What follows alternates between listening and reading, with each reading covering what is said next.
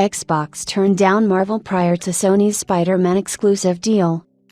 Marvel began looking to revamp its efforts in the video gaming space back in 2014, long before the reveals of Spider-Man, Avengers, Guardians of the Galaxy and Ultimate Alliance 3.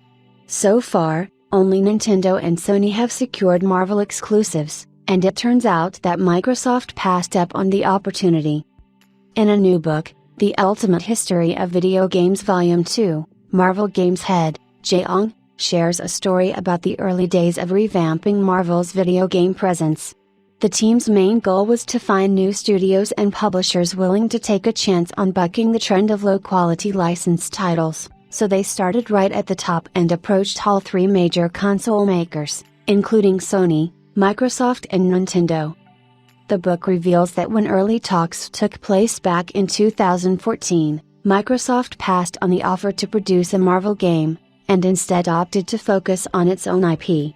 At the time, Xbox was going through internal changes following the poor reception to the Xbox One and had just a few first-party studios under its wing.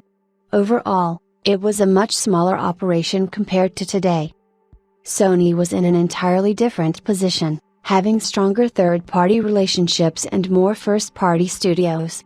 On top of that, the PS4 was a huge hit and Sony was looking to invest in future exclusives for the console. As a result, Sony and Marvel hatched a plan to produce a Spider-Man game for the PS4, with the goal of surpassing the Arkham games in quality.